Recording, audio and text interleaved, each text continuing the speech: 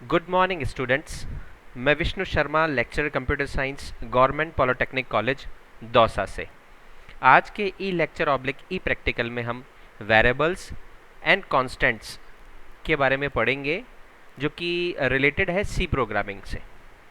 C programming subject board of technical education Rajasthan के subject code CS 201, EL 210, ME 210 code से related है।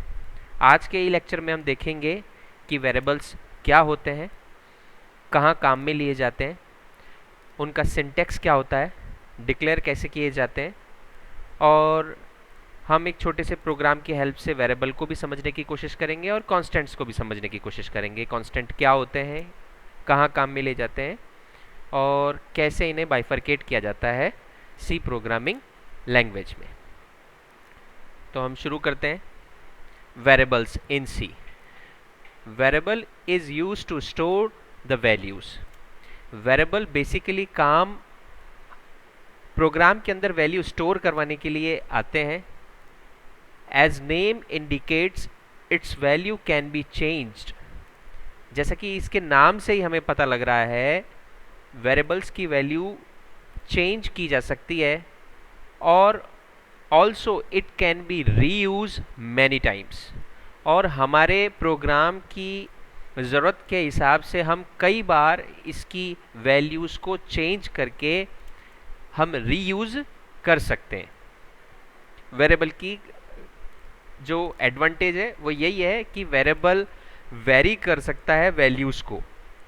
जितनी बार हमारे प्रोग्राम में इन्हें ज़रूरत होगी उतना हम इनको यूज़ कर सकते हैं। तो हम सिंटैक्स देखते हैं। वेरिएबल का सिंटैक्स जो है वो आप अपनी स्क्रीन पर देख पा रहे होंगे। सबसे पहले डेटा टाइप। डेटा टाइप क्या होगा आपके वेरिएबल का, ये सबसे पहले आपको डिफाइन करना पड़ेगा।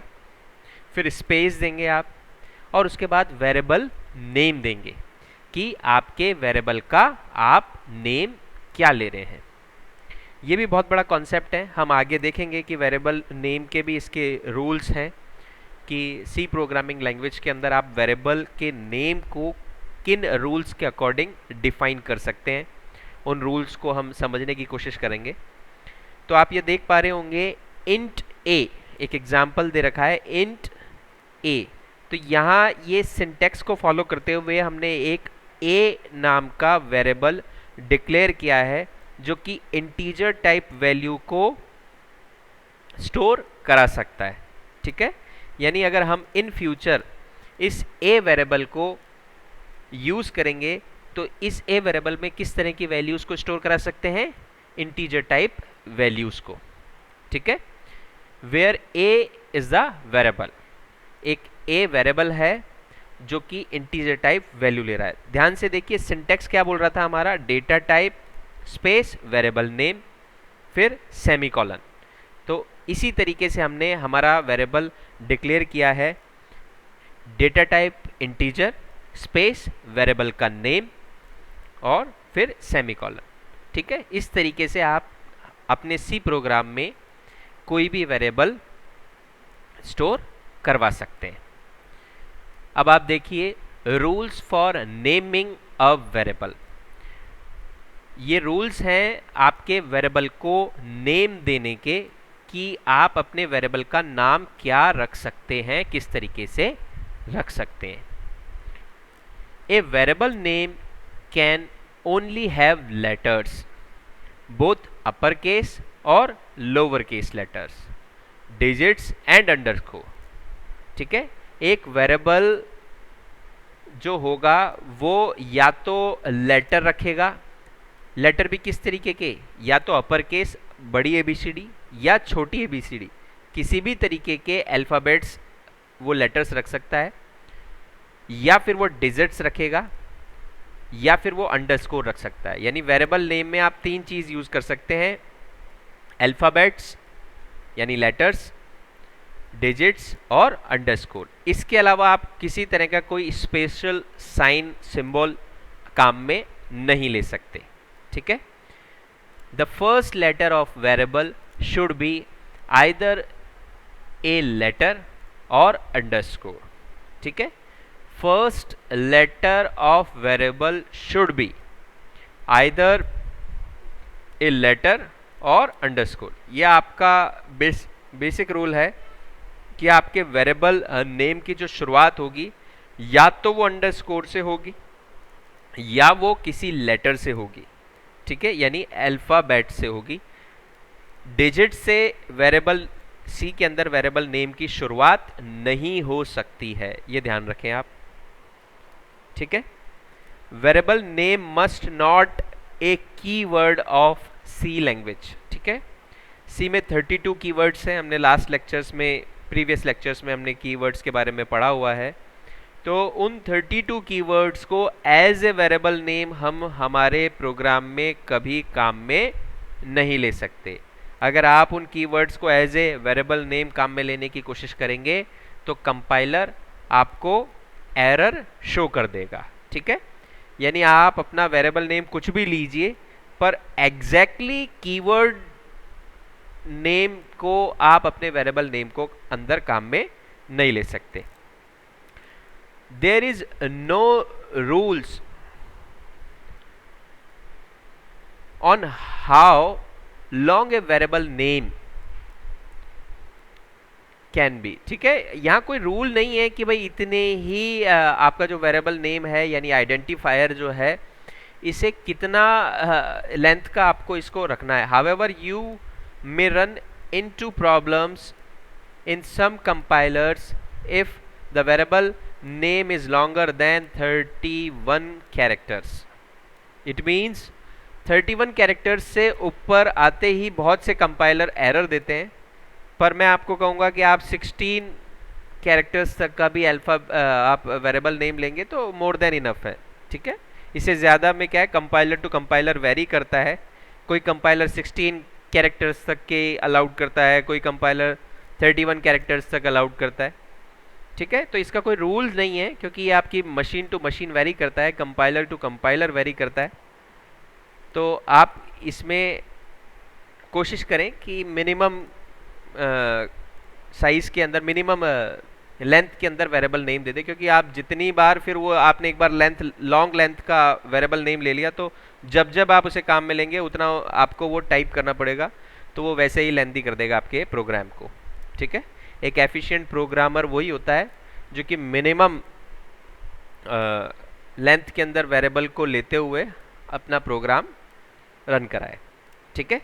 तो यानी हमारे पास बेसिक रूल्स कौन कौन से हुए, वेरिएबल नेम के अंदर आपके अल्फ़ाबेट्स हो सकते हैं, आपके डिजिट्स हो सकते हैं, अंडरस्कोर हो सकते हैं, और वेरिएबल के नेम की शुरुआत आप या तो किससे करेंगे, अंडरस्कोर से करेंगे या कोई अल्फ़ाबेट से करेंगे, ठीक है। और कोई भी कीवर्ड आप एज ए वेरिएबल नेम काम में नहीं लेंगे, स्पेशल सिंबल्स काम में नहीं लेंगे, ठीक है।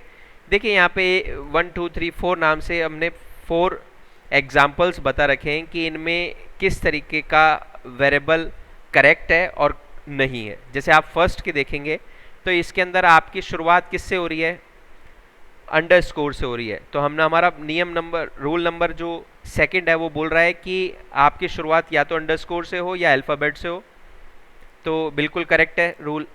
इसमें किसी तरह का स्पेशल सिंबल नहीं आ रहा, डिजिट्स आ रही, अल्फ़ाबेट्स नहीं आ रही, कोई बात नहीं, ठीक है। अल्फ़ाबेट्स नहीं भी आए तो कोई बात नहीं है। तो फर्स्ट वाला जो है ये आपका वेरिएबल नेम है, ये करेक्ट है, ठीक है। सेकंड वाला करेक्ट नहीं है, क्योंकि आपको या तो इसकी शुरुआत अंडरस्कोर से हो या अल्फ़ाबेट से हो, जबकि इसके डिजिट से हो रही है, इसलिए ये बिल्कुल करेक्ट नहीं है, सेकंड वाला रॉन्ग है। थर्ड वाला अल्फ़ाबेट से शुरुआत हो रही है, अंडरस्कोर आ रहा है, डिजिट से, बिल्कुल करेक्ट है, ठीक है, थर्ड वाला भी करेक्ट है। फोर्थ वाले के अंदर आप देखेंगे कि अल्फ़ाबेट से शुरुआत हो रही है लेकिन स्पेशल सिंबल $साइन आ रहा है, ठीक है। इस तरीके से आप स्पेशल सिंबल को अपने वेरिएबल नेम में काम में नहीं ले सकते, इसलिए फोर्थ ऑप्शन गलत है। इस तरीके से आप इन बेसिक रूल्स को काम में लेते हुए नेमिंग ऑफ वेरिएबल सीख सकते हैं, ठीक है। अब हम कॉन्स्टेंट्स पे आते हैं। कॉन्स्टेंट्स क्या होते हैं सी प्रोग्राम में, it's value is fixed throughout the program. That name constants are those variables which value is not changed throughout the program. ये ऐसी वैल्यूज़ होती हैं जो कि थ्रू आउट द प्रोग्राम हमें चेंज ही नहीं करनी होती है, उन्हें हम क्या कहते हैं, कांस्टेंट कहते हैं। ठीक है, हम इन्हें पूरे प्रोग्राम में चेंज नहीं करते। जैसे वेरिएबल के अंदर हम वैल्यूज़ को चेंज कर सकते हैं हमारी ज़रूरत के हिसाब से, ये आपके पूरे प्रोग्राम में फिक्स रहती है, इसलिए ये क्या कहलाती है, कांस्टेंट वैल्यूज़। ठीक है, C constants can be divided into two major categories. दो मेजर कैटेगरीज में सी कॉन्स्टेंट्स को डिवाइड किया गया है, primary constants and secondary constants. हम इनको आगे फर्दर ही डिवाइड करते हैं। देखिए टेबल में आप देख पा रहे होंगे, सी कॉन्स्टेंट्स को, कॉन्स्टेंट्स इन सी को आप डिवाइड कर सकते हैं primary constants and secondary constant. Primary constants को आप फर्दर डिवाइड कर सकते हैं integer constants, real constants and character constants. Secondary constants को आप फिर डिवाइडेड कर सकते हैं एरे, पॉइंटर, स्ट्रक्चर, यूनियन और एनएम। ये तो अलग ही चैप्टर है, एरे, पॉइंटर, स्ट्रक्चर, यूनियन और एनएम का सी प्रोग्रामिंग लैंग्वेज में। यानी सेकेंडरी कॉन्स्टेंट्स तो हम आगे इन फ्यूचर हमारे सी कंटेंट में पढ़ेंगे। प्राइमरी कॉन्स्टेंट्स को हम थोड़ा बहुत डिस्कस कर लेते हैं यहाँ पर। देखिए rules for constructing integer constant. ठीक है, प्राइमरी कांस्टेंट्स का एक पार्ट है इंटीजर कांस्टेंट। इंटीजर कांस्टेंट के रूल्स क्या क्या हो सकते हैं। देखिए कांस्टेंट तो हम समझ ही गए कि वो वैल्यूज़, वो वेरिएबल्स जो कि थ्रू आउट द प्रोग्राम हम चेंज नहीं करेंगे जिनकी वैल्यूज़ को। ठीक है, अब प्राइमरी कांस्टेंट में इंटीजर कांस्टेंट आ रहा है और इंटीजर कांस्टेंट के हम रूल्स जो डिक्लेरेशन कंस्ट्रक्शन के हैं वो ये हैं, it must have at least one digit. At least one digit होना चाहिए। ठीक है, क्योंकि डिजिट तो कुछ ना कुछ होगा इंटीजर कांस्टेंट के लिए। It must not have any decimal point. ठीक है, डेसिमल पॉइंट्स में नहीं होना चाहिए क्योंकि ये इंटीजर कांस्टेंट है। डेसिमल पॉइंट्स रियल कांस्टेंट्स होंगे, ये इंटीजर कांस्टेंट्स हैं, यहाँ पर डेसिमल वैल्यूज अलाउड नहीं है। ठीक है, it could be either positive और नेगेटिव। ये या तो पॉजिटिव हो सकते हैं या तो नेगेटिव हो सकते हैं। बाय डिफ़ॉल्ट क्या होता है, इन ये अगर साइन काम में नहीं भी लेते हैं तो पॉजिटिव साइन इसका बाय डिफ़ॉल्ट होता है, यानी वो वैल्यू किस तरह की कहलाएगी, पॉजिटिव।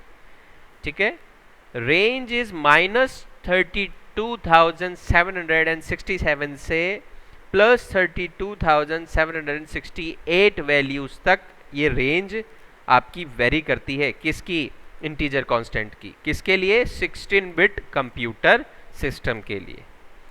तो ये इंटीजर कांस्टेंट को डिक्लेरेशन के रूल्स हैं। इसी तरीके से रियल कांस्टेंट्स के डिक्लेरेशन के रूल्स हो गए।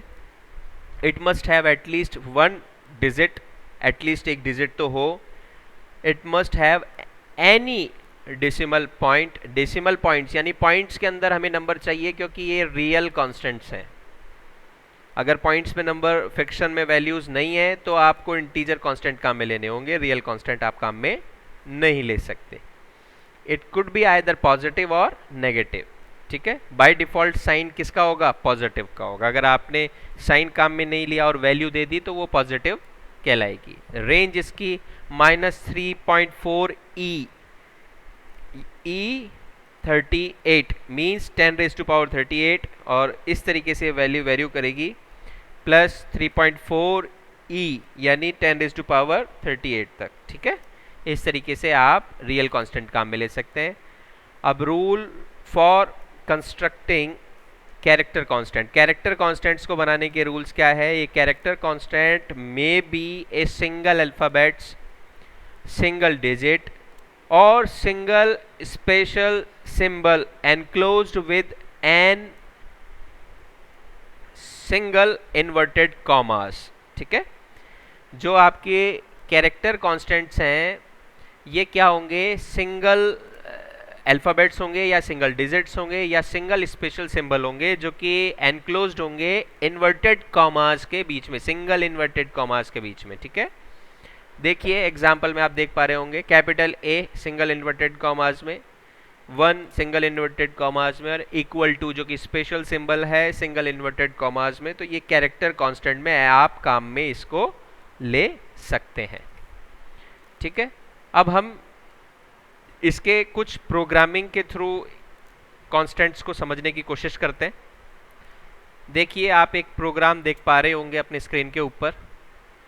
हमने यहाँ पर डिफाइन, ठीक है, header file, define header file को काम में लेते हुए वैल्यू को, वैल्यू नाम का जो हमने कांस्टेंट काम में लिया है, इसकी वैल्यू को फिक्स किया है किससे, 10 से। ठीक है, ये जो लाइन है ये आपको ये बताना चाह रही है कि आपने कांस्टेंट को किस तरीके से काम में लिया है और ले सकते हैं।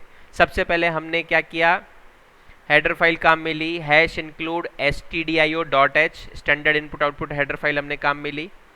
उसके बाद हमने यहाँ पर हमें एक वैल्यू नाम से हमें कांस्टेंट लेना था जिसमें 10 वैल्यू हमें फिक्स करनी थी, तो हमने क्या किया, ठीक है, हैश डिफाइन, डिफाइन आपने यहाँ पर हेडर फाइल काम में ली है।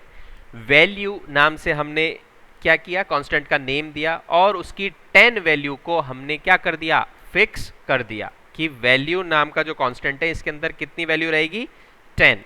ठीक है,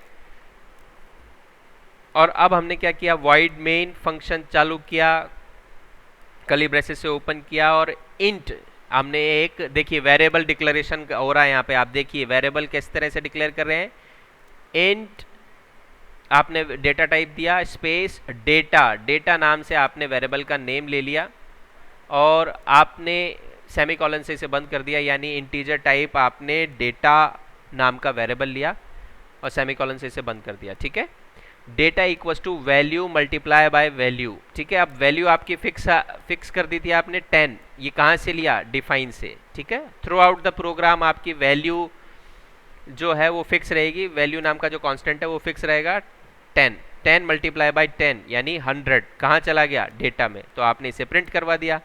प्रिंट एफ डिस्प्ले करवाया, value of data is modulus D, कितना, डेटा। ठीक है, आपने डेटा को प्रिंट करवाया। इसको हम रन करवा के देखते हैं। सबसे पहले हम इसे कंपाइल करेंगे, कंपाइल हो गया प्रोग्राम, रन करवाएंगे।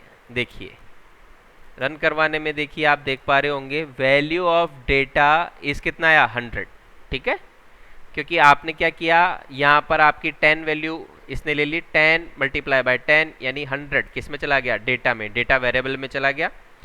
और यहाँ देखिए वेरिएबल की वैल्यू आपने क्या करा दी, प्रिंट कर दी। इससे आपने कांस्टेंट भी देख लिया और वेरिएबल को यूज में लेना भी आपने इस प्रोग्राम से सीख लिया।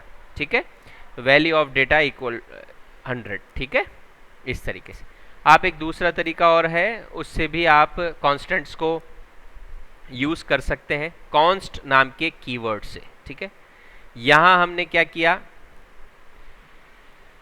यहाँ हमने वही प्रोग्राम हमने काम में लिया, यहाँ हमने उसको हेडर फाइल को यूज में लेते हुए उसका वैल्यू फिक्स नहीं किया। हमने सबसे पहले hash include stdio.h header file काम में ली, फिर वॉइड मेन फंक्शन काम में लिया। अब हमने कॉन्स्ट कीवर्ड को काम में लेते हुए हमने इंटीजर टाइप की जो वैल्यू नाम का जो कांस्टेंट है वो काम में लिया और उसमें एक इंटीजर टाइप की वैल्यू यानी 10 उसको क्या कर दिया, कांस्टेंट से कांस्टेंट कर दिया वैल्यू। ठीक है, यानी अब वैल्यू नाम का जो वेरिएबल है अब ये कितनी वैल्यू रखेगा, कांस्टेंट वैल्यू 10।